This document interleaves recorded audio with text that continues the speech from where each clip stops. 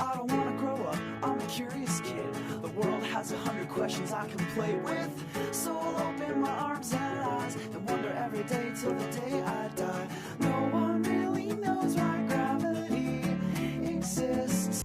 Tyus Williams is a researcher, PhD candidate, and National Science Foundation Fellow in the Department of Environmental Science, Policy, and Management at UC Berkeley. Go Bears! Tyus earned his undergrad degree at the University of Georgia in Fisheries and Wildlife Science. At Cal, Tyus studies the ecological impacts of free-roaming domestic cats on native wildlife. He is an enthusiastic online science communicator, and he's a published author of a children's book about big cats, lions, tigers, and panthers. Rawr. Please welcome a big cat himself, wildlife ecologist and Wonderfest Science Envoy, Tyus Williams. Thank you so much for everybody having me here. Thanks, Tucker, for introducing me. I appreciate it and all of your time. And this is Claws and Consequences, how feline frenemies shape the ecology of the natural world. I'll hold questions at the end, but if you have a really burning question, feel free to raise your hand and I'll answer it in the middle. If it's just you gotta get it off of your chest, I'll answer it as I can go. So something I like to do for all of my talks is kind of talking about deliverables. I think people like to walk away with something, and so I like to give you kind of a section list of some things that we're going to talk about today and things that you can expect to hear throughout this presentation. So here's 3 things you should leave with from this presentation. And one is, where do domestic cats come from? There's a larger conversation that people think about cats being a part of the natural world, but we have to trace that back to their evolutionary history and their origin to fundamentally answer that question. And the second is, what are their ecological impacts? There's multiple sections. We'll talk about ecological impacts, we'll talk about zoonotic diseases, and we'll talk about economic strain as well. And the third will be what are the solutions? Because we can talk about disarray and disaster, and I can leave you all depressed and feeling defeated, but that doesn't help any of us if I don't give you guys tools and solutions that you can walk away from at the end of this presentation. And so let's get into it. And so I like to start off with this because a lot of people see cats like this. They're lovable and they're affable and they have really round faces that we project onto them. We refer to it as anthropomorphization. We see our children, we project it onto them. We're like, this is my fur child. And then they're slowly clawing your face to let you know that they love you. And they're further from the thing in terms of our children. But I love when people say fur kids because it really do. They look like a kid to us. And for me as an ecologist, this is how I see cats. I see cats as this miniature version of Hannibal Lecter, and it's they're kind of just prowling around your backyard, and then your favorite, your neighbor's favorite blue jay has gone missing, but it's basking in the euphoria of its entrails, and you're thinking to yourself oh, it's are the birds screaming meow, Clarice? It's from the movie scene. So, I don't think all cats are like this, but this is just sometimes how I think of them.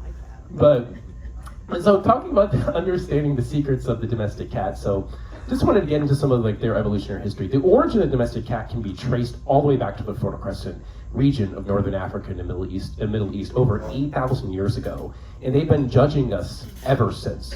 In terms of their similarity, as you can see, they haven't changed that much. The modern domestic cat, Felis catus, which is their scientific name, is a descendant of the still extant African wildcat, which is Felis sylvestris libica, which is still extant today. You can find them. If you can go out to Africa, you can literally just see them roaming around. And you might think that that's your pet cat, but you will get a very serious response if you were to try to pet it compared to your cats at home.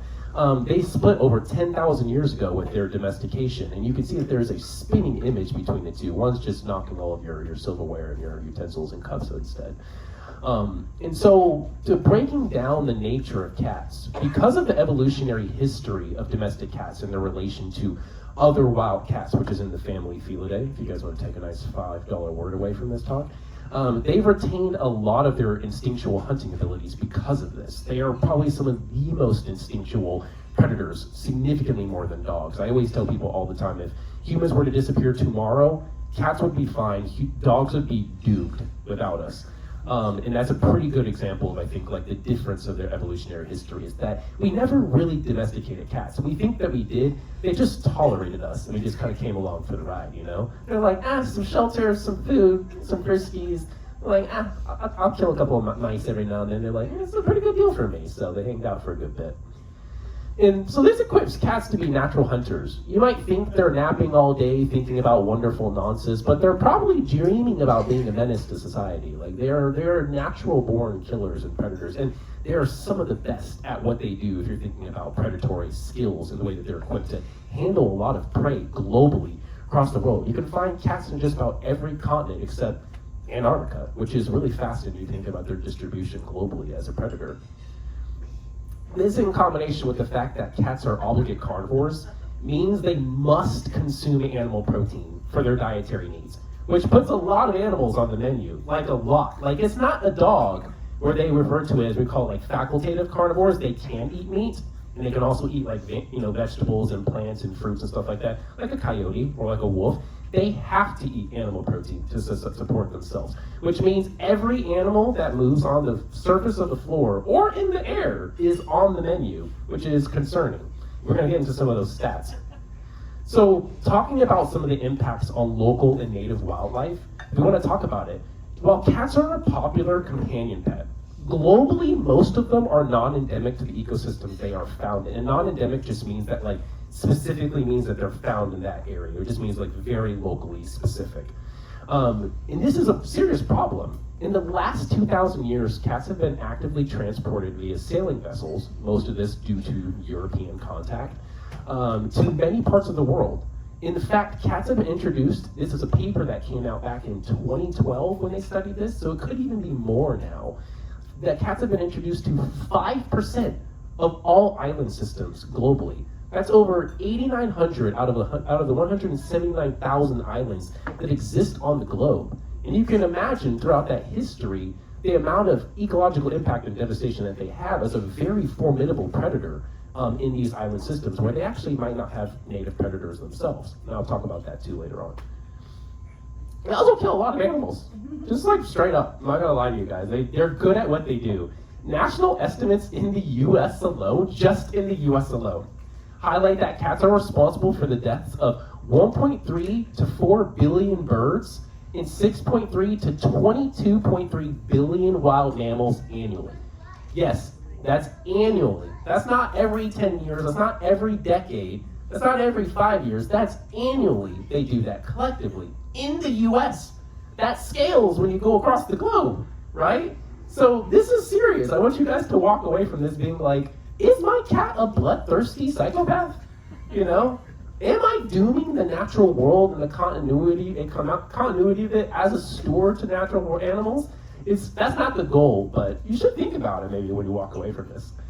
And so recent studies also highlight notable points on the tolls cats have on wildlife populations. Cats are responsible for the extinction of greater than or equal to 63 native vertebrate species globally. And from a paper that was written about 5 years ago, they did a review, and out of the 2,084 wildlife species consumed by cats from a global literature review, 347 of those species are of conservation concern that they found. And what they found is that the diet of cats, actually in this paper, is reflective of the diversity of the ecosystems that they're in, which makes sense. If you put a cat in an ecosystem and most of the animals there are insects, its diet is going to be composed of most of those insects. So they tend to reflect actually the diversity of their local fauna and wildlife communities around them that they eat, because they'll eat anything they get their hands on because they're opportunistic. But why is this so concerning though? I mentioned these stats and I talk about this, but why should we care about this? So getting into some deeper ecology, this is where I study, this is my expertise. We're talking about the ecological consequences of novel predators. So when novel predators are introduced to an environment, there's often a co-evolutionary gap. We're talking about a non-native species that has been introduced to an area where their relationship with these animals has been absent since time immemorial. They have never had contact with these things before. There's often a co-evolutionary gap between native wildlife species and non-native species. And you could think of it as if a cat is introduced to an area where these animals have never had contact with it before. They're looking at this organism and they're kind of I don't really know what I'm looking at. This actually happens a lot for a lot of native predators, and a really good example of this is lionfish in many parts of coastal Florida or off the Gulf of Mexico. A lot of fish will look at a lionfish and be like, I don't know what that thing is that's approaching me, and they'll just get eaten because they have no predator defense against them. And this can have tremendous implications for native prey species where they lack avoidance strategies and defense mechanisms to mitigate their chances of predation because they didn't evolve alongside this novel predator. It's like that scene from Alien 2, if you guys have watched it, and I grew up on a lot of 80s movies because my parents are like in their mid-50s, but like that scene where like the space marines are in the hive and like Sigourney Weaver's like talking to them, she's like, yeah, like watch out for aliens, and they're like, we don't know what we're looking for, and then they get like jumped because like, I don't know why she didn't explain what they look like to them. I feel like that would have been like a really good debriefing, but she didn't. And so they just get snatched, like, you know, all of them just like die. So, but the question is how can you fight against something you've never seen before? Like, if you don't know what it looks like, you don't know what the threat is. So that's kind of like, I think, the example I use here. We call this the prey naivety hypothesis. There's a term for this. They're quite literally naive to the threat that's right in front of them because they've never had an interaction with it before. This is all to say that cats and xenomorphs are the best of friends. They're pretty much the same thing, you know? If you just like to put them next to each other, there's really no difference in terms of like resemblance, but they're the best of friends and they get along very well. But transitioning into a little bit outside of their ecology and their ecological impacts, there's also a lot of socio-ecological consequences if we're talking about zoonotic diseases as well. I made this figure for hopefully a paper that I'll use in the future. But cats are also vectors for numerous diseases that can be transmitted to wildlife and people. And an example, here's just a list of a few things that I can give you that they can potentially transmit not only to you and your pets, but also wildlife are toxoplasma, feline leukemia virus, there's feline immunodeficiency virus, there's plague, yes, like the bubonic plague strain, because it's carried in the flea, not the animal themselves. SARS-CoV, SARS-CoV-2, rabies, and many more. And so I created this figure to kind of show the idea that if you have an infected cat enter your local community, that not only can come into contact with your pets, your children, you, pregnant people or immunocompromised individuals, elders, but it also can come into contact with our native wildlife.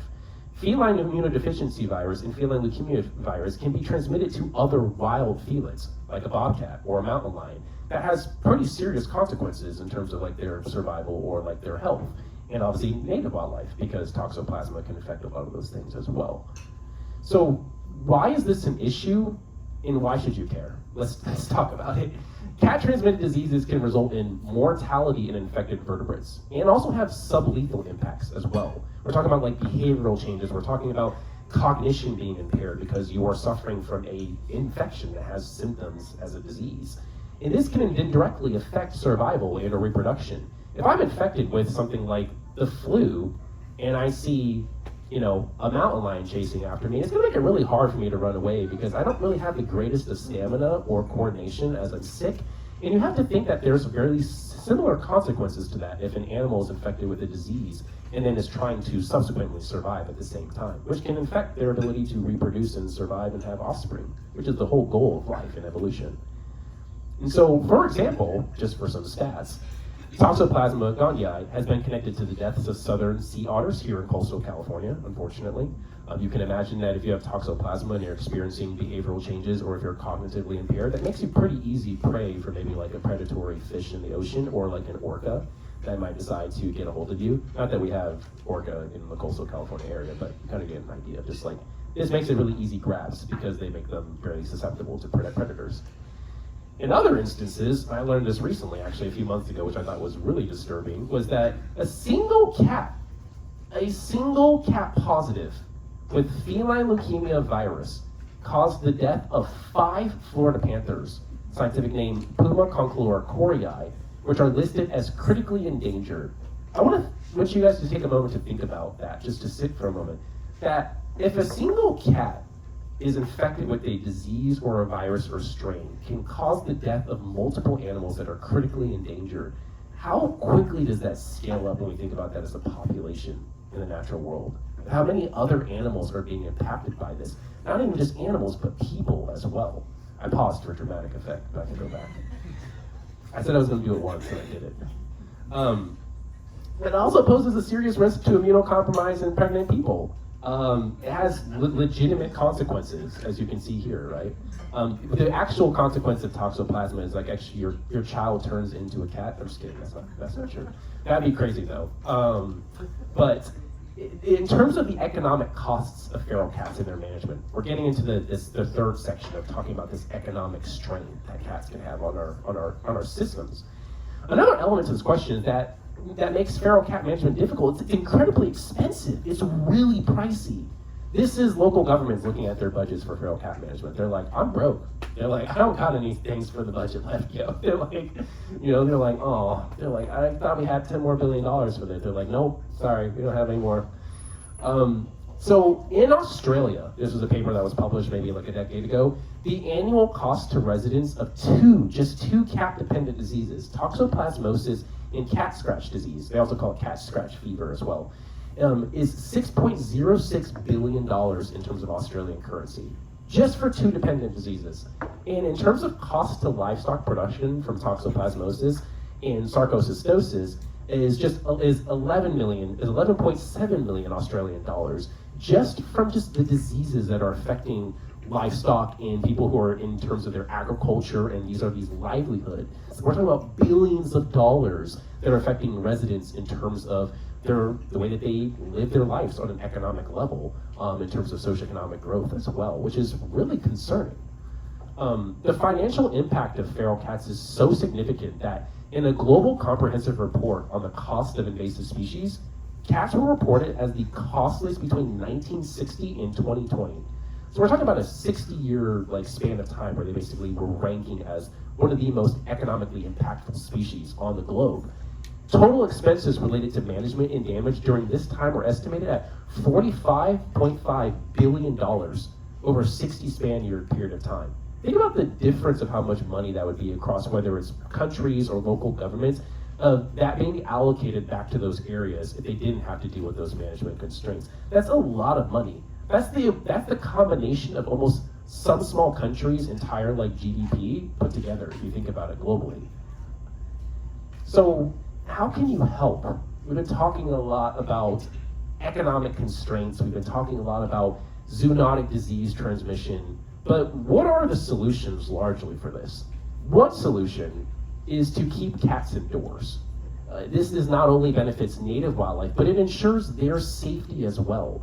I talk a lot about the ecological constraints of cats and why they are so dangerous to the native world, but I also care about them. I don't want to see people's cats suffer from the environmental exposure, the disease exposure, which not only costs a pretty penny when you got to take them back to the vet because they've been exposed to something, but if you don't take care of your cats, coyotes will. There's also a lot of predators out there that are very opportunistic, which will happily take a free lunch if given the opportunity as well. Educate your friends and neighbors about the issue and implement community efforts. Knowledge is power, and cat-proofing your backyard is a public service, not only to yourself, but native wildlife.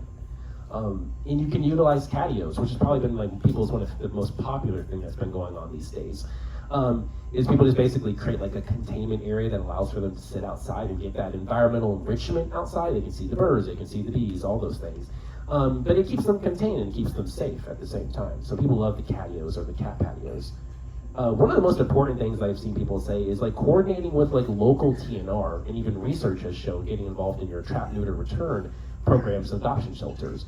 If you care about cats, if you notice that there are a lot of cats in your areas, contact your local vets, contact your local shelters, get involved with them, say hey, can I get a couple of cage traps? Can you guys come out and help us with this issue? People really love to, they're very enthusiastic about being yeah, we can bring out some people, we'll bring them in, we'll try to get them adopted, we'll get them vaccinated.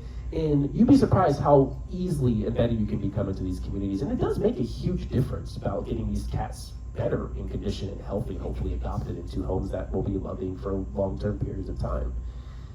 And lastly, if you must have your cats outside, leash training is also a possibility. I think people think that just because they're cats and they're independent of us and they're tolerant of us and all of our needs and our desires, and as annoying as we can be as humans, you can leash train a cat. I've seen it done, and it's possible. And it turns out people really love it because it keeps them under control and also keeps them from not going too far, hopefully to not get chomped by a coyote nearby. But overall, the larger point that I want to make from this larger presentation, this larger conversation, is that it doesn't have to be this way. The world at large and the way in which we understand cats and their impacts on the native world doesn't have to be the standard. We can change it, not only for the betterment of ourselves, but for one of our most beloved companions that we've lived alongside for thousands of years. And I think we owe it to ourselves as stewards of the as stewards of the natural world, but to the companions that we call some of our best friends in life, a better life than what they can experience outdoors when they're unobserved and when they're unmonitored. And with that, I'll give you guys a quick summary. We talked a little bit about how domestic cats have an ancient history chasing back 8,000 years to the Fertile Crescent. And because of this, cats are not native to many ecosystems that they've been introduced to outside this region. We touched on the fact that cats have been introduced to 5% of all islands across the globe and are a non-endemic predator to many of these places. They've been responsible for 63 extinction events for over 63 different species, vertebrate species, and they result in the deaths of billions of mammals and avians annually. Definitely big emphasis on that part.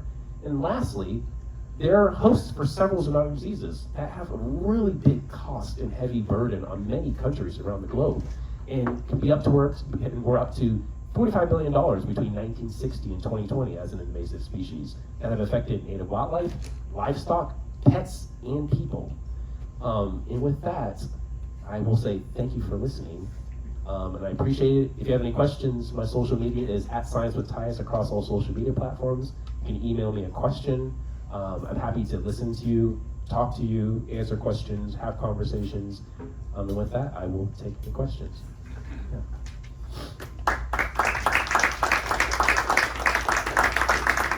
Thank you. Yeah. The trap, neuter, and return. I was working with a woman that was doing that. And I was getting free spay coupons from the. Oh, wow. I think that stopped. That was a few years ago. But trap and neutering is great, but returning them back to an environment where they have to kill to eat. I agree. Yeah. The only reason why I say trap, neuter, return is because that's just the standard method. Well, I mean, these cats, you're letting them back into a life I know. not pleasant. I agree with you. That's, I think, the trap neuter release, the standard for me, at least in my personal opinion. I've talked to a lot of managers that work with the East Bay Regional Parks District as a researcher, and I say this all the time. I'm like, it doesn't make any sense why we would re-release a surplus hunter in excess into an environment that already has a local wildlife community that they kill in excess. And it is a really tricky situation. And me personally, if it was up to me, it'd be trap, neuter, shelter, right? You're going directly into the shelter, hopefully being adopted. And in some circumstances that does happen. I just only put TNR just because that's just the acronym that they use. I don't know why it hasn't changed over the last decade, but it has always been trap, neuter, release or trap, neuter, return. But being involved in those communities of trap, neuter, return can hopefully and subsequently result in cats being sheltered or adopted. It doesn't always result in cats being released immediately. I've heard of circumstances where a cat's been trapped, neutered, and somebody's like, actually, I know a person who wants to adopt them now, like, you know, or somebody who wants to take them in, or like they're brought to a shelter. But I agree with you. I don't have a direct answer for like why it continues, but there are actively researchers and biologists that are trying to develop better methods of trying to solve the problem. And how easy is it to tame a feral cat? Not easy, yeah. And also too, the other thing about things, and unfortunately, if I was an hour-long presentation, I would have way more details about behavior. But the thing about outdoor cats too, we use a really large label. We talk about free roaming cats as just about any cat that we observe outside, which is kind of like unobserved, that can have some sort of ecological impact on wildlife. But it varies, so many different labels. It could be a stray, they refer to as like semi-feral, there's owned, there's unowned. In some circumstances, some cats aren't feral. They just are just sort of conditioned around people, they're just kind of strays. And people tend to have a lot of success with those, bringing those back in and rehabilitating them. But feral cats can be very tough, especially when they have gone through generations of like human contact, avoiding human contact and not wanting contact with people. But yeah, we can definitely talk more about it. If people have questions, like my personal solutions, long-term solutions, but it's not always the prettiest solution, I think, in some cases. But I'm also honest and transparent. Yeah. A lot of people doing the TNR work, it's a hell of a lot of work. A lot of the people doing the TNR work are doing a hell of a lot of work, and they don't want to kill cats. And they end up feeding those colonies, so that might help a little bit with the predation. Yeah, so he mentions that like the TNR work is something that should not go unacknowledged with the labor that is involved, and I do communicate with some of these communities, and communities I even like to get involved in more.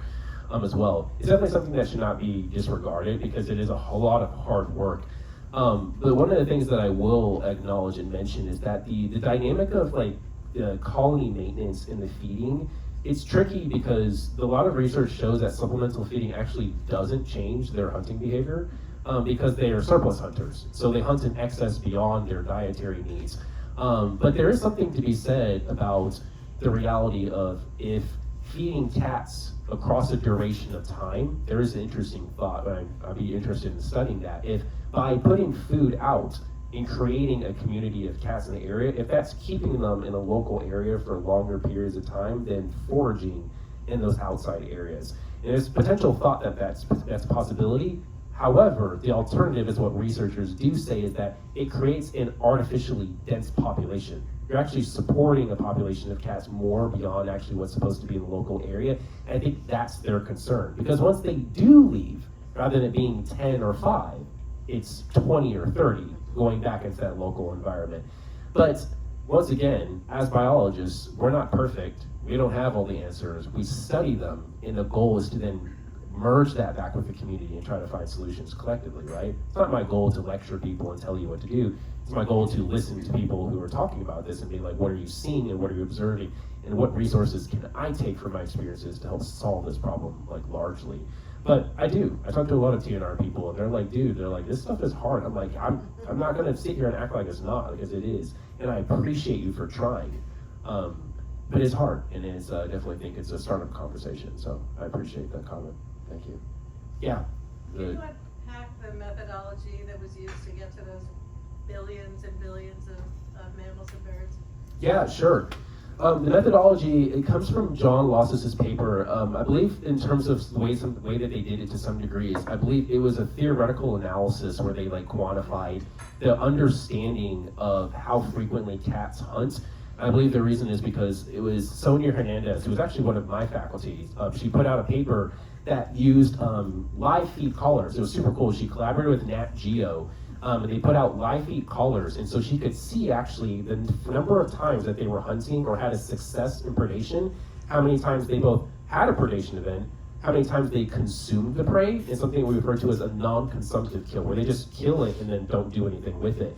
And I think what they did is they scaled it, right? Because we're talking about there's probably over 20, 30 million probably cats in the US alone, definitely for sure, probably even more than that. It would definitely be super difficult to observe every single individual and knowing how much they hunt frequently. So a lot of these analyses are theoretical abstractions of taking how often like a small population of cats hunt frequently and extrapolating that across like a larger scale, being like, well, if we know how frequently they hunt this scale, it's possible that they're hunting on this level of like in terms of like their predation on birds, mammals, reptiles, amphibians, et cetera, because the end of the day is that we know that they're still opportunistic, that they will take the opportunity to hunt something if they can, even if they don't want to eat it. So it's still tricky. A lot of researchers and scientists still pick at it. Those papers that come out, they're like, is this the best way to estimate the annual costs of mortality for wildlife globally, or just even in the US, because we're not observing all of them at all times. And we're coming up with better methods and techniques like diet or DNA metabarcoding. You can take scat and you can pull genotypes and you can tell which species have actually been eaten inside of like scat, which is super cool. Like the data stuff that people are doing now, they'll be like, yeah, we took thousands of samples of scat and we basically pulled all of these species inside of their gut microbiome and their diet, which is fascinating. So actually we're getting more detailed species that are actually being eaten. So yeah, hopefully that answers the question a little bit, but if not, I can come back to you again. We can talk about it more. You have to take into account how many of those cats are kept inside. That's true. For example. Yeah. And how many of them are just perfectly happy to eat the cat food and that's it.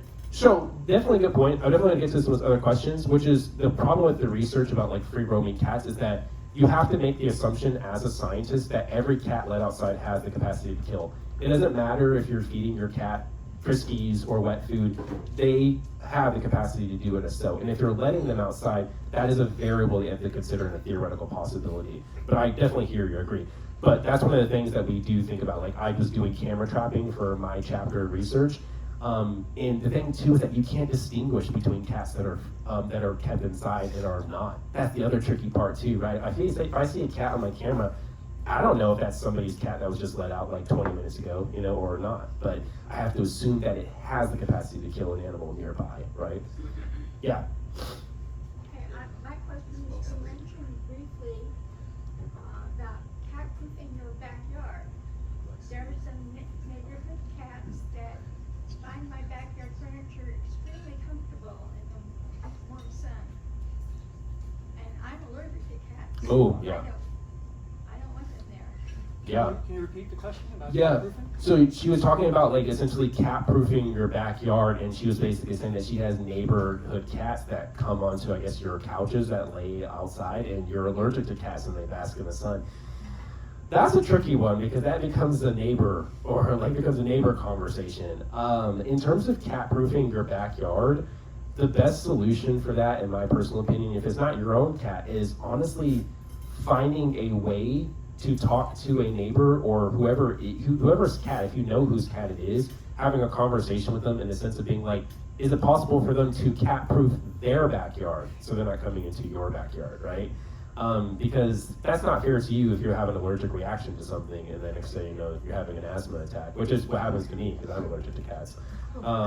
Because I'm also allergic to cats, but that's a tricky one. I basically say I feel like that has to be like a conversation. It has to be a conversation between people being like, hey, I noticed your cats come in, hair kind of flies around the place. Next thing you know, like I'm allergic, and you might be like, oh, I didn't know that. Like, let me see what I can do. And maybe you guys can workshop some solutions together as well. Because yeah, they definitely like to bask in the sun, that's for sure. Yeah, that's a great question. Yes, sir. Being sort of on the other side, are cats helping with the rodent population? Great question. I'm so glad somebody asked this. This gentleman asked, on the other side, are cats helping with the rodent population? It's so funny because it's a tricky question. It's yes and no, because it depends on scale. Cats are terrified of rats. When they get to a certain scale of size, they actually do not handle it very well.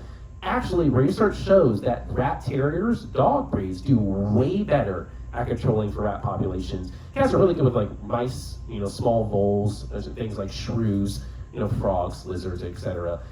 They can scale up to some degree. I've seen some photos of them getting things like pocket gophers, which is incredible, or even some owls as well, which is very impressive that they can even pull that off. And as I mentioned in that one photo, a shirt glider, which is not a small animal, but it's the answer to that is it depends. Of course, with always in science, but the answer is that most of the prey that they're going after are generally of a very small, demure size.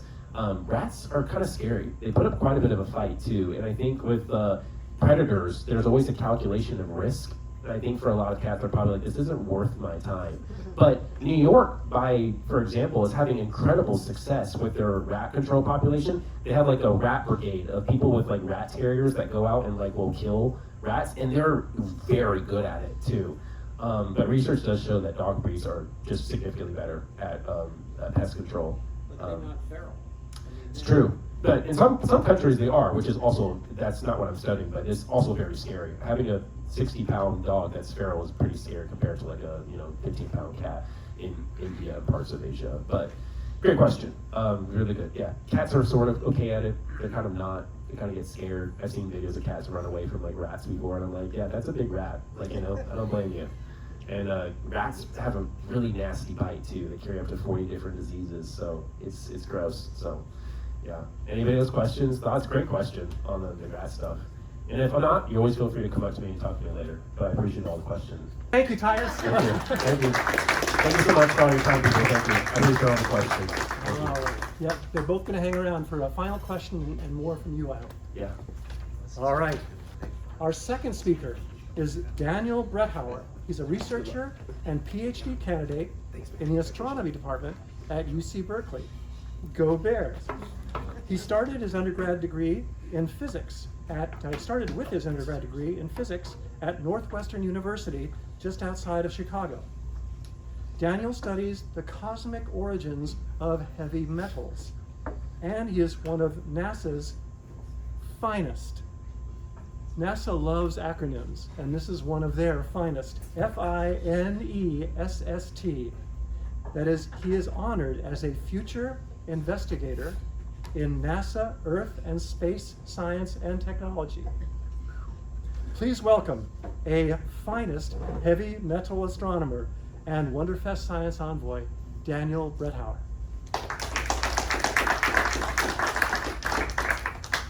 Thank you very much for having me here. Just getting the presentation all set up to go. Alrighty. So thank you so much for having me here. As we talked about, we'll be rocking out to some heavy metals today with astronomy.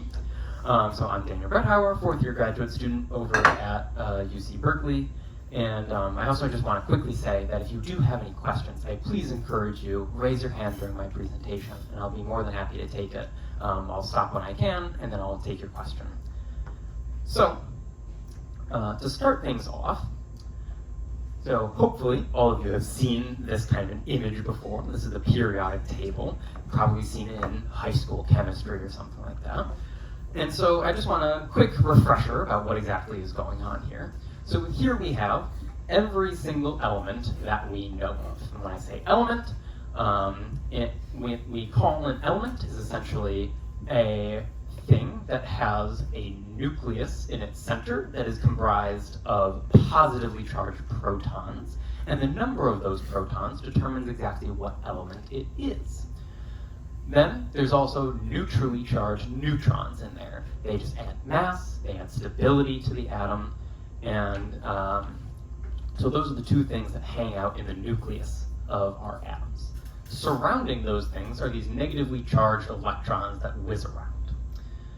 And so, for example, some of the elements that you might be able to recognize on here are things like perhaps carbon, which has 6 protons and generally 6 neutrons and 6 electrons as well. But today I'm going to be talking about some of the more kind of weird and abstract elements. Some of them you'll know, some of them you probably won't. And I mostly just want to kind of emphasize, as an astronomer, we are pretty weird when it comes to elements here, because usually, whenever we say a metal, as an astronomer, that actually means anything that is heavier than hydrogen and helium here. So lithium and on, we call that a metal.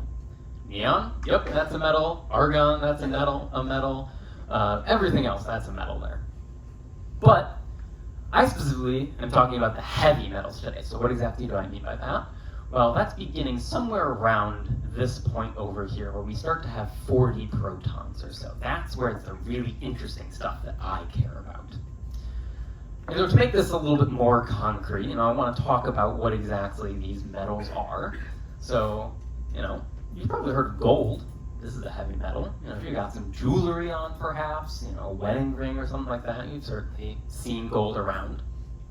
Another good example is something like iridium, which is a very commonly used metal in spark plugs for engines. So if you drove here, probably use some iridium. Maybe you haven't heard the name iridium before, but we use it quite a lot in our daily lives. Similarly, silver, another very popular jewelry thing that we tend to see on rings, earrings, all of that kind of stuff. Another kind of wacky one, zirconium. Again, probably haven't really heard of that one, but it's also pretty important. We use it for a lot of valves and whatnot, and for its anti-corrosive properties. Another very common one is iodine, that we mix into our table salt. That's why we have the iodized table salt.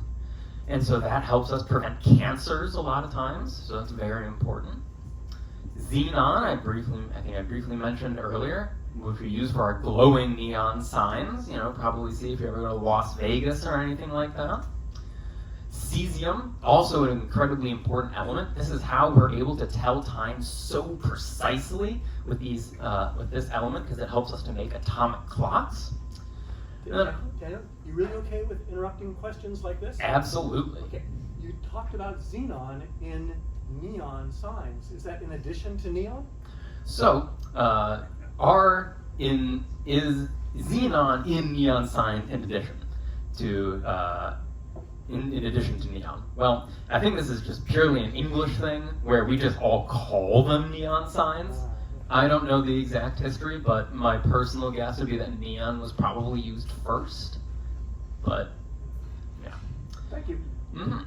And then the other thing that I have here that maybe you haven't interacted with as much is something like neodymium, which is really good for strong magnets. It's sometimes used in like children's toys. Have you ever seen that like magnetic putty kind of thing? Sometimes you drop those little cubes of neodymium and you watch as the putty just kind of engulfs around the magnet. So all of these elements, they seem very disparate, there's a wide range of uses, but these all seem to have a very common origin that we'll be getting into today. And so really the question that we're asking here is, where do these things come from? Because, we have our gold, but, where does the gold from the jewelry come from? Well, we can take a step back and people mine it. It comes from the mines, and so you can take it out, and great. But then where do the mines get it? Well, mines are part of Earth, so, maybe the Earth does something with it? I don't know. But then the question is, well, where does the Earth get it? And so that's the very interesting question that I'm trying to answer here today. And so to put up a particularly favorite quote of mine, of an astronomer that I dearly love, Carl Sagan, "If you wish to make an apple pie from scratch, you must first invent the universe." So let's go ahead and start making some of these metals from scratch and invent our universe. So starting off, our universe only began with just hydrogen and helium. That's it, 14 billion-ish years ago. There are trace amounts of lithium, but we'll not count that for the moment. It's effectively just hydrogen, 1 proton, 1 electron, and helium, 2 protons, 2 neutrons, 2 electrons. That's it. And over the course of those 14 billion years, we have to produce the entirety of this periodic table. So how in the world are we going to do that? Well, we have, fortunately, quite close by to us, a really good way to start converting some of these elements into heavier elements, and that is our sun. Because at the very center of our sun, it is taking hydrogen atoms, these single protons, and smashing them together. And that ultimately forms, through this very complex chain that I have here, please don't worry about all the nuances of this thing, but just understand that essentially you take 4 hydrogen atoms, 4 protons, smash them all together, and at the very end, you get helium. So great, we can figure out a way to convert our hydrogen into helium. It's not really very helpful particularly, because we already have a whole bunch of hydrogen, or we already have a whole bunch of helium, we want to get heavier stuff. But it turns out, you can keep going. You can keep smashing together these elements and make heavier and heavier and heavier elements. And so each time it releases some energy, which is what ultimately is the energy source that causes our sun to glow.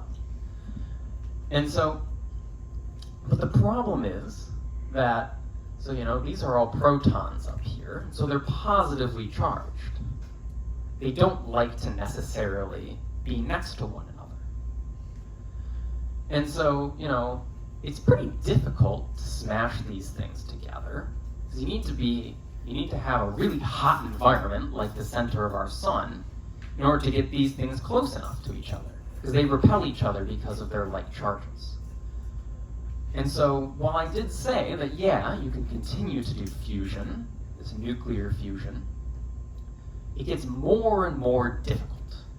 Because if you try to smash together 2 helium atoms, you have 2 protons in there, and so that's doubly repellent. So you need an even hotter temperature in order to achieve that. And so it turns out you can keep going, but you can't keep going forever. Because it does get more and more difficult to smash these things together, requiring more and more extreme stars in order to do this. But not only that, but you hit a wall.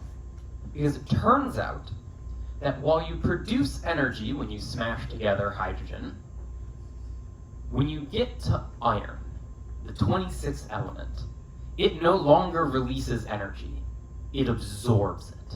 And so you actually cannot fuse anything heavier than iron in a star. That is the death point of a star. As soon as it starts to fuse iron together, it is going to collapse under its own weight because it's no longer producing the energy to sustain itself. Alright, well we're kind of in trouble here, aren't we? Because we've only made it 26 out of the 120 odd elements. Well, this is a bit of a problem, so we better come up with something pretty good in order to make some of the heavier elements.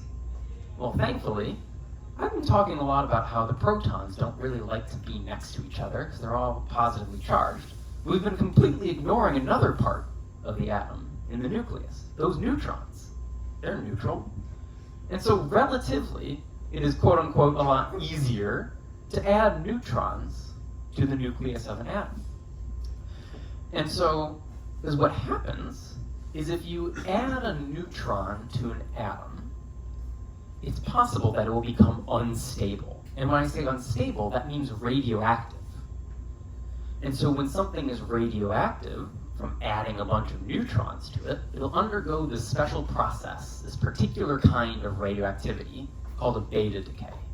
And basically what that means is that that atom, one of its neutrons, is going to convert into a proton and spit out an electron. And so essentially, for free, if you can sneak this neutron in, since it doesn't have to worry at all about the positive charges or anything, and you undergo a beta decay, you've just snuck a proton in and made a heavier element.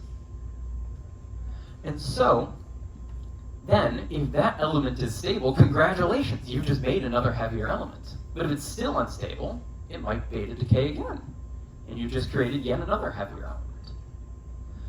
And so, you can think of this in two regimes here. You can either think of it as, I'm just going to very slowly add a number of neutrons.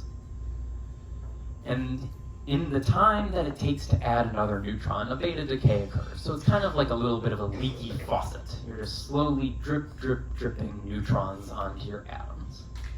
And this is what we would call our slow neutron capture, or S process. The other regime that we can talk about is instead, you unleash a fire hose of neutrons onto these nuclei, and you add them so quickly that you do not have time to beta decay at all. You smash so many neutrons into this thing that it keeps all of these neutrons, and then once the fire hose is off, then it beta decays. So, to kind of give you a little bit of a sense of this, so here I have a kind of a different form of the periodic table in a sense. So this graph here, I've stolen from Wikipedia, and you can see around on the x-axis here is the number of neutrons in a particular atom, and then the y-axis is the number of protons. So every single column here, every single row here is a separate atom. It's a different element. And so as you add neutrons, you march to the right. As you beta decay, you lose a neutron and gain a proton, so you move up and to the left. And so here, this is essentially a roadmap showing what atoms are unstable. And so you see here that there's a pretty nice trend that goes across here, these black marks, which mark stable atoms that we know in our everyday lives. And surrounding those in color are these radioactive elements that either have too many neutrons or maybe too many protons to be stable. And the color denotes just how unstable they are, with red being slightly unstable, all the way to blue, which is incredibly unstable and will just immediately radioactively decay. And so this swatch that goes across here, black, is called the Valley of Stability. So these are all the atoms that we interact with in our daily lives. I certainly hope that none of you are interacting with a lot of radioactive elements on your day-to-day. That would not be particularly healthy for you. So let's zoom in for just a moment on these elements and look at this short video of, in particular, our process happening. I'm going to pause this quickly to try to explain what's going on. Where again, we have the number of neutrons along the x-axis here, and then the number of protons along the y-axis. And here, instead of radioactivity, the color just means how much of this particular atom there is in this simulation, with red being a lot, blue being not very many. And so then the other chart that's up here is on the x-axis. This is the total number of neutrons and protons that are in this particular atom. And then the y-axis is how abundant that particular atom is. So the higher it is on this chart, the more of it there is. The red lines show what's in the simulation currently, and it will be evolving as I play this video. And then the blue dots here are what we observe in the sun. And so what I want to show, I'm just going to take this back just a moment, is so this is material that is undergoing our R process, our rapid neutron capture, the fire hose of neutrons. And so I want you to watch what happens. So the neutrons are being added, and it's beta decaying. It's moving up and to the left. And you can see all the material changing. And as we get to the end of the simulation, you'll notice that the pattern of elements that are produced very well matches what we see in the sun. And this here is the key, because this pattern that we see of elements is not unique to the sun. We see it in meteors, in asteroids, in other stars. This pattern repeats itself over and over and over across the cosmos. It is the unique signature of our process specifically. So we've just narrowed down that we know our process has to be happening somewhere across the cosmos, all over the place. In order for the abundance patterns of these elements to be the same all across our galaxy, our process must be occurring there. So, now the question is, okay, we know our process is occurring, so where do we get enough neutrons to do that? It's pretty difficult to get a whole lot of neutrons.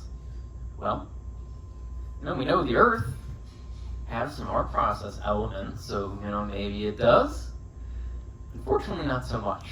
Everything that you and I are made out of here, the carbon, or calcium in our bones, the oxygen in the air we breathe, it's all pretty even amounts of protons and neutrons. So that's not going to be enough to get us there.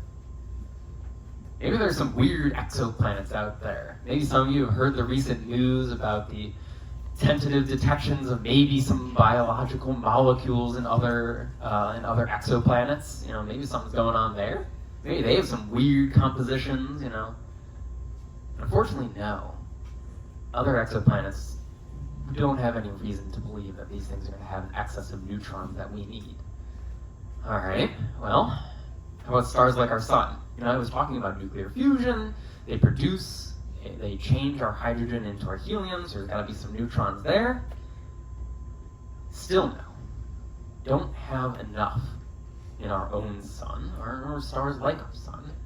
Alright, kind of running out of options here. Well, maybe there are these things called supernova, which once a star begins to fuse iron in its core, it detonates and explodes, outshining the entirety of the galaxy that it resides in. Maybe those conditions are extreme enough and produce enough neutrons for us to undergo this R process.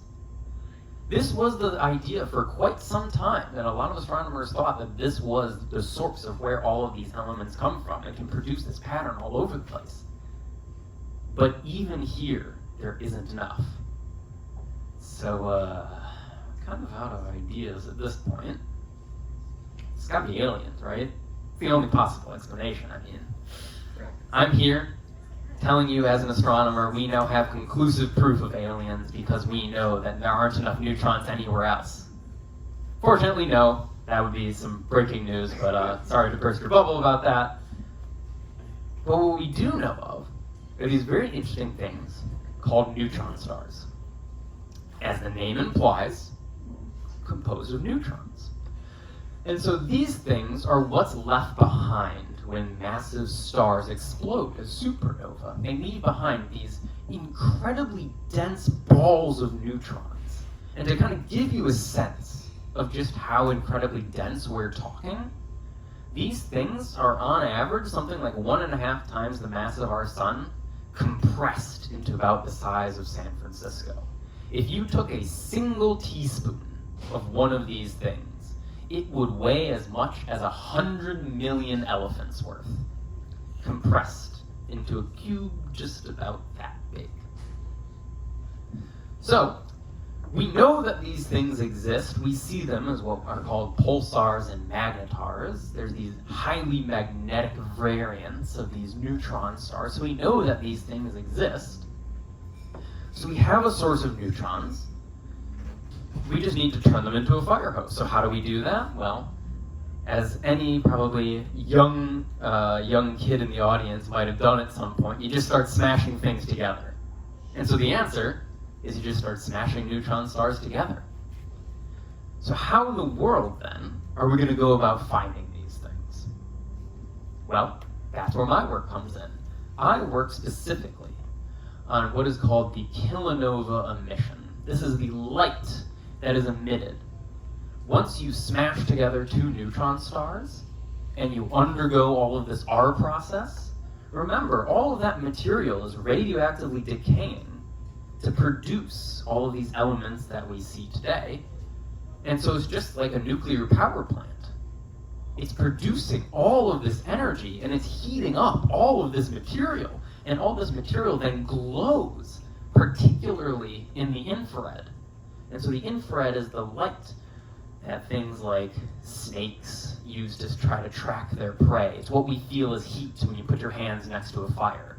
So that kind of light is what we look for with these things. And these things evolve rapidly. With astronomy, we normally talk about stars that last for billions of years, galaxies living for tens of billions of years. These things are over and done in a week. So it's a blink and you miss it kind of thing. So you really got to be on your game in order to see these things.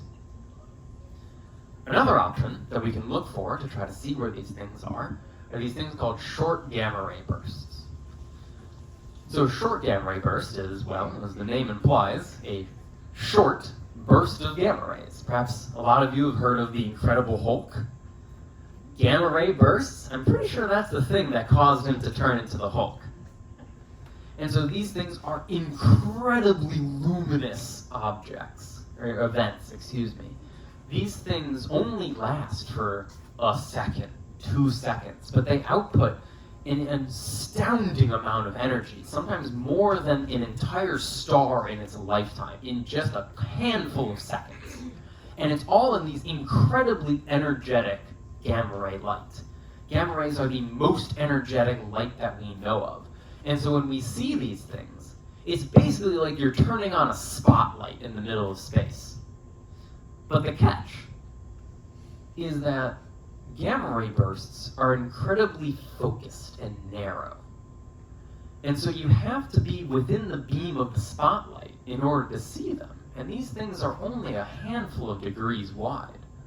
So while we see typically about 1 a day of these things, estimates are that for every one that we see, there's about 100 of them that we miss because they're just not pointed in our direction. So it's a little bit difficult to use these things since, there are so many of them that are happening that we don't see. So then we have one more option that we can look at, and that's these gravitational waves, which is a very new way to look at the sky. And so these are incredibly cool because we only detected these things quite literally 10 years ago. But what are gravitational waves? Well, these are quite literally ripples in the very fabric of space-time itself.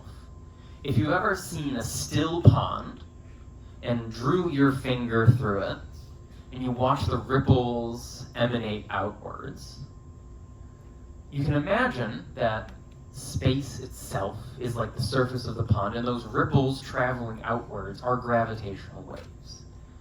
And these things are caused by when you have massive objects that are accelerating. So technically, right now, as I wave my hand, I'm producing gravitational waves, but I didn't have that big of a breakfast this morning. I'm not producing very strong gravitational waves. It's things like our neutron stars that are those incredibly dense objects that are really able to produce strong gravitational waves. Black holes as well. And so when you have two of these things orbiting each other, just like in this simulation here, you get these long-lasting ripples that travel outwards. And so they manifest as changes in distance. That's what this GIF up here is showing. So if there was a gravitational wave strong enough that was traveling through this board, the still image of this thing is a series of concentric circles, circles that are around each other. But as a gravitational wave passes through this projector screen, it stretches and compresses the actual physical distances between each of those circles. So you can see as they turn to ellipses, getting squished along one axis and stretched along the other, and then it oscillates back and forth. So we can look for these gravitational waves by looking for changes in distance.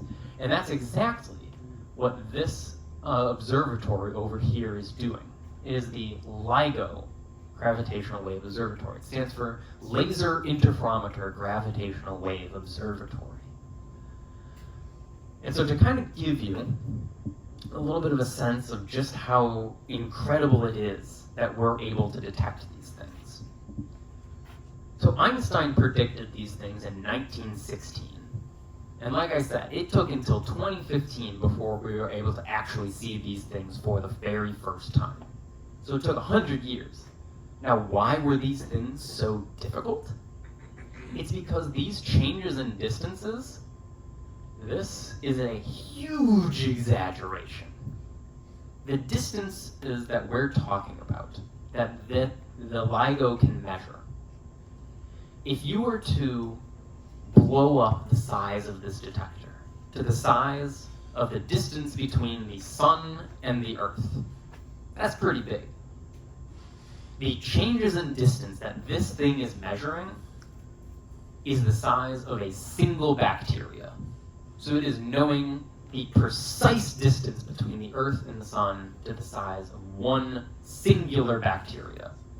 It is truly an incredible feat of engineering, and hence why it took 99 years, almost an entire century later, before we're actually able to see these things.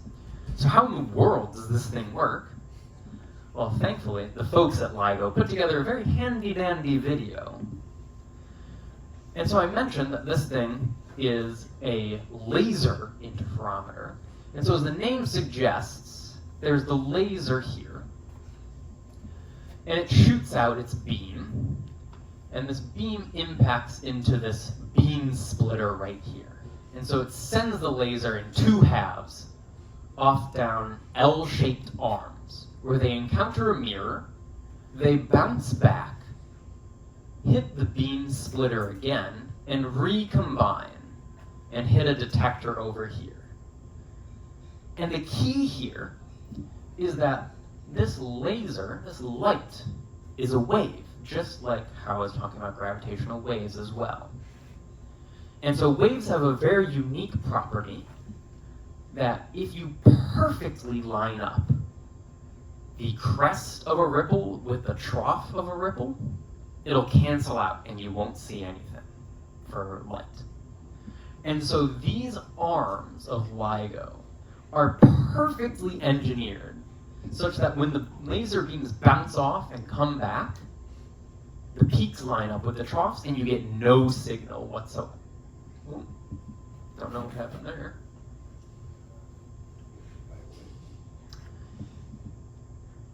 And so the LIGO is perfectly engineered to have exactly the right distance such that the peaks and the troughs align with each other. And that's because of their precise distances. So, when a gravitational wave comes along and changes that distance, they no longer perfectly cancel out and you get light out of it. And so you can detect gravitational waves this way. And that's what this is showing here. As the mirrors wiggle back and forth because the distances is changing, you see this light appear and vanish. So, you might be like, Daniel, this sounds incredible, fantastical. But where in the world have we actually seen this? This sounds like sci-fi, this sounds stupid. Where's the actual evidence? Well, August 17th, 2017.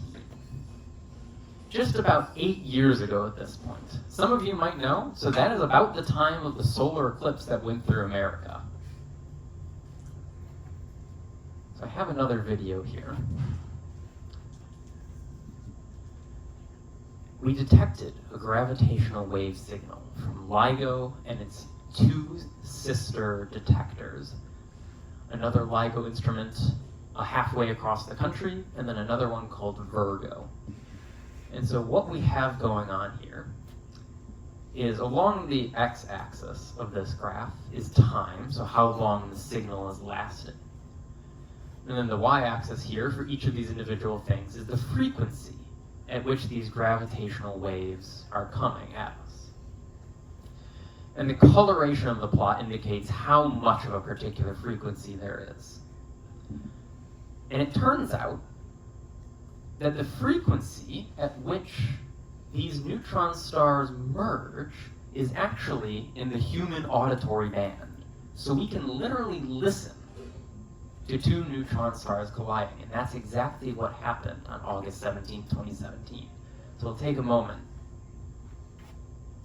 I have my volume set to max.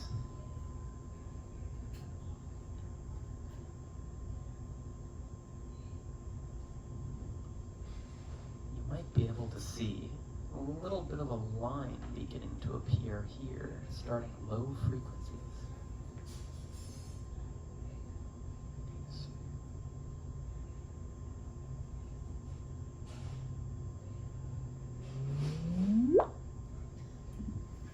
That chirp that you just heard was the merging of two neutron stars at something like 200 million light years away that we just detected with our gravitational wave detectors.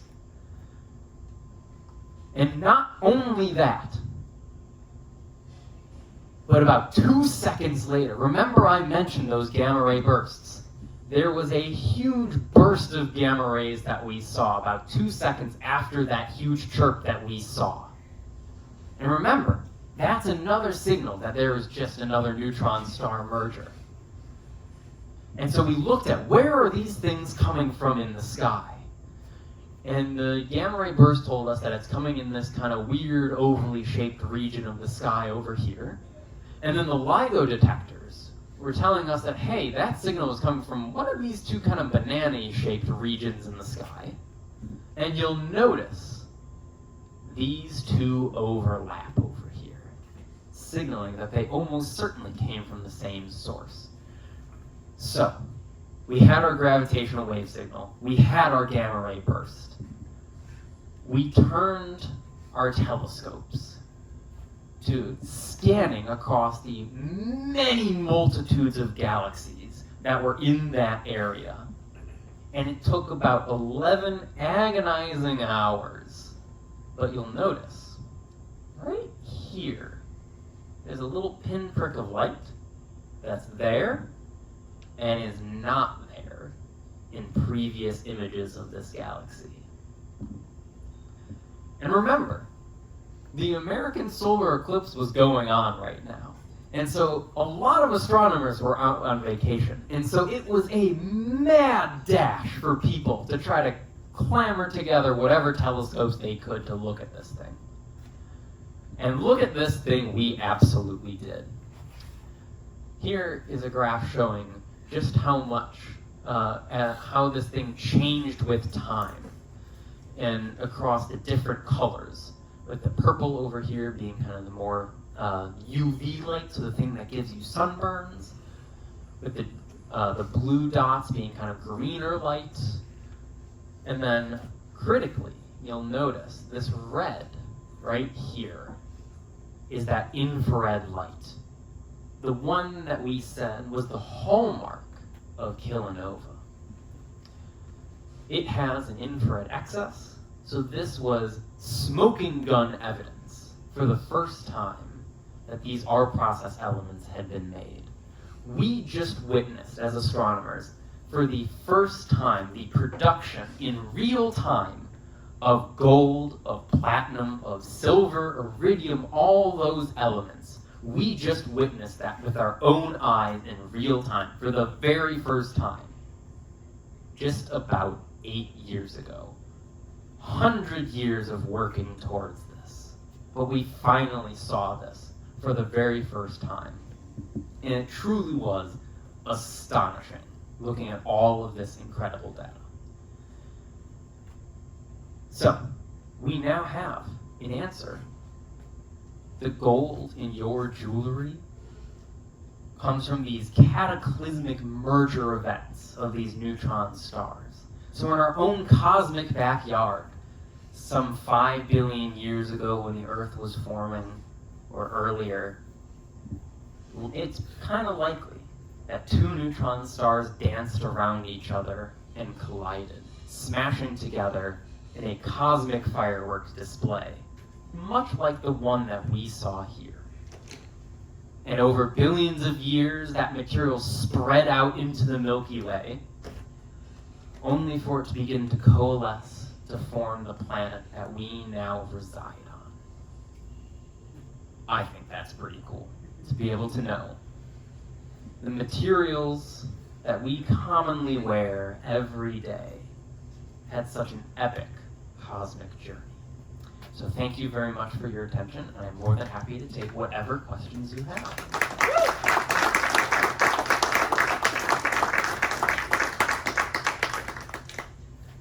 Mm-hmm.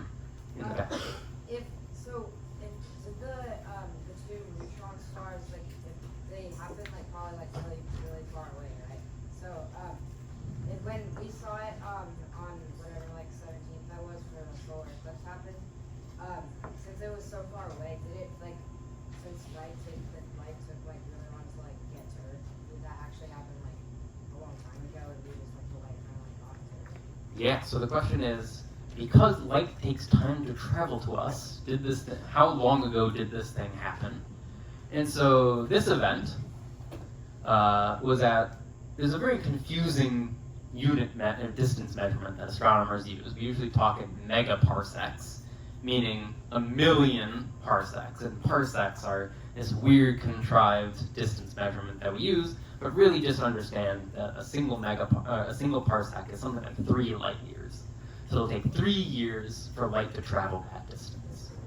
And this thing was close by at 40 megaparsecs, so 40 million parsecs. So this thing was something around 120, 200 million light years away, meaning that this thing happened, I think that's somewhere around when the dinosaurs were just taking off.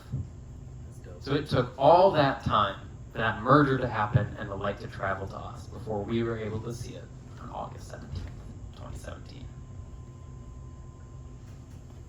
Mm-hmm. I'm accustomed to thinking of these clouds of excess neutrons as causing nuclear fission rather than fusion. Is it just not an issue in this case because the heavy elements weren't around yet to be fissioned by these clouds of neutrons? Yeah, so the question is, with all of these neutrons floating around, is fission important? So fission is kind of you can think of the reverse process of fusion. Whereas with fusion, we're smashing together atoms to make heavier ones. With fission, we're separating atoms. And that actually produces energy. And so is fission very important? Well, so one of the things that's kind of what I'm beginning to look into, actually. So if you need to essentially produce even heavier elements like uranium, plutonium, and those kinds of things. And so the question is really, in order to produce those, you need an extremely high number of neutrons for our process to occur such that it produces that uranium, that plutonium, all that stuff. And so, technically, we only know that we produced elements up to something like proton number 60, 70 or so. And so we don't technically have evidence that like uranium or anything like that was produced. But I actually do have a research proposal that was thankfully accepted that if we do get another kilonova in the relatively nearby universe, the James Webb Space Telescope is going to point at it. And the research that I'm proposing is that we look at it at very late times, because so our kilonova with this R process decay, all the energy is coming out on a weak time scale. But fission, the uraniums, the plutoniums, in order for those things to start decaying, that's usually on the time scale of like months before that really gets important. And so we can tell if a kilonova has produced those uraniums, those plutoniums, if we see excess heating at late times. So if we see that this thing is a lot brighter than we would normally anticipate at very late times on this month time scale, then that would be indicative of fission, of seeing those extremely heavy elements. Awesome. Other questions? Tucker. About how often does LIGO and its sister observatories detect kilonovas? So, you've unknowingly stumbled onto the saddest question of my entire career. Because, so, LIGO, started operations in 2015. And so we saw this kilonova in 2017, the merger of these two neutron stars. And so we were like, this is fantastic. These things must occur very often, because if it was only 2 years before we saw this thing, then these things must happen quite frequently. And then we waited, and we waited, and nothing, and nothing, and nothing. And so our estimates of how often these things happen went down by orders of magnitude. And it's quite sad, because we only have this is the only one that we've detected until 2025 at this point. There are a couple of other kilonova that we think we've detected as well, thanks to the short gamma ray bursts, because when the spotlight looks at us, we can point towards it and try to look for kilonova underneath all of that, and we think we've seen a few there. But this one remains the only time that we've seen gravitational waves and the light from a kilonova from the same thing. And so I really hope for my own research proposal that we'll get another one, but I've become increasingly sad and disappointed that the universe has not produced more of these things.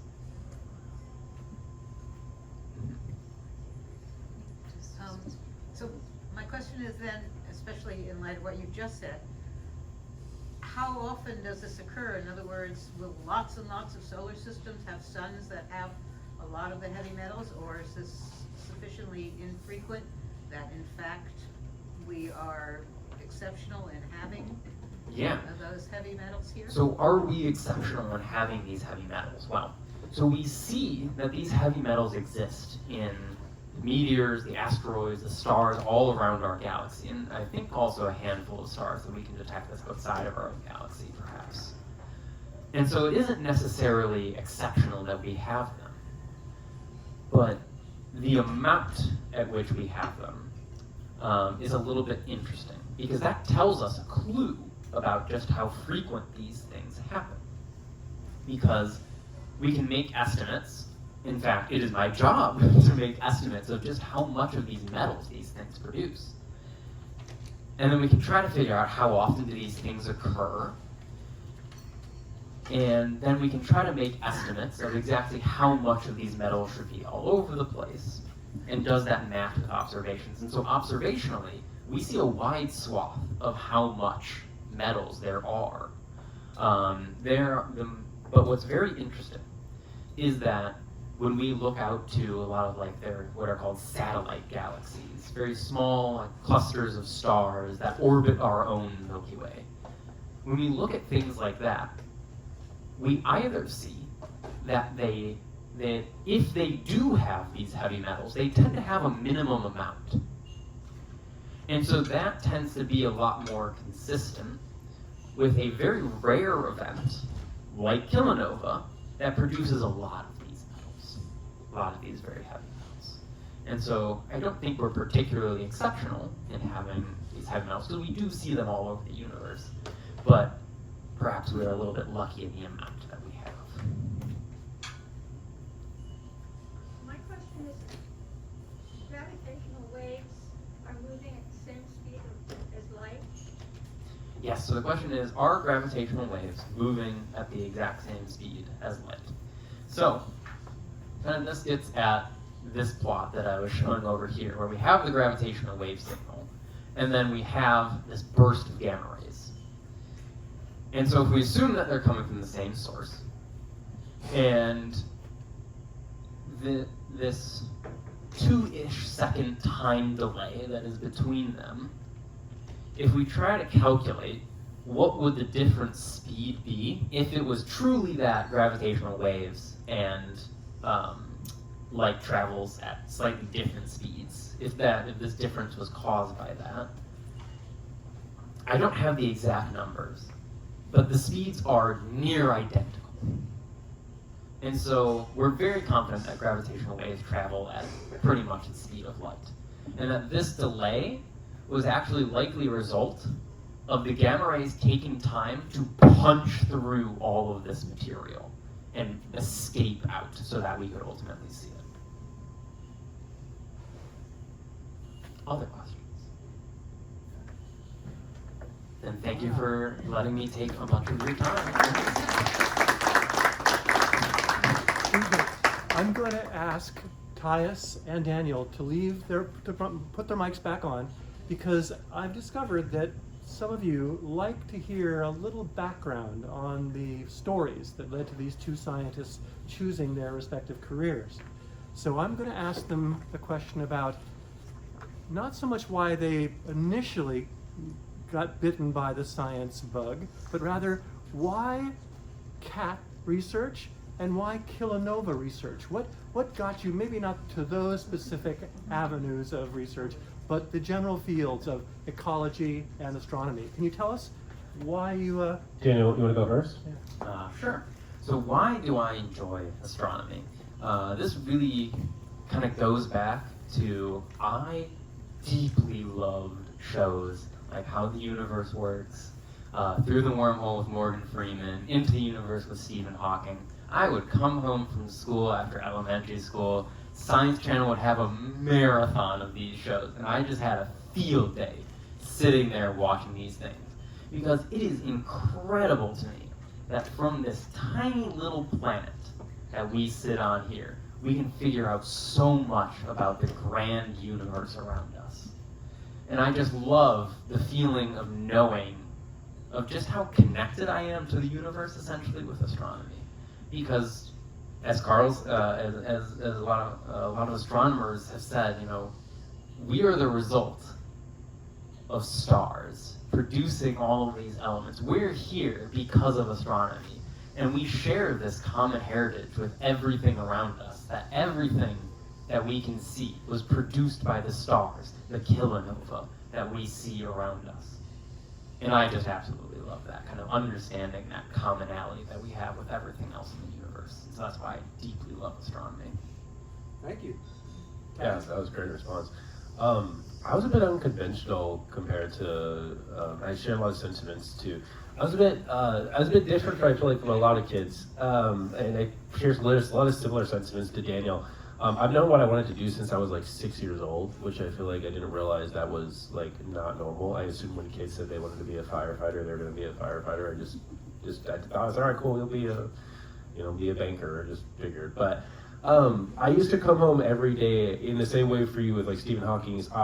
Jeff Corwin was my guy. Jeff Corwin and Steve Irwin, and I would come home every day. I would watch like Discovery Channel, and I would watch Jeff Corwin would transport me to these worlds that I didn't even know were possible, that I didn't even know lied beyond my backyard thousands of miles away, and take me to all these incredible adventures. And I think there's something so spectacular, so wonderful, and so awe-inspiring about the same reality of like you. Like, I watched Discovery Channel, I watched Nat Geo, the fact that like there are living organisms that we share space with, other living, breathing, sentient life forms, in the reality that we're all connected. Every single, and I love evolutionary biology, it needs to be every single organism, every vertebrate, all extends from a common ancestor. All come from jawed fishes. And it's like, we all come from the same place. I think there's this mesmerizing reality of like, humans are nature studying itself from within.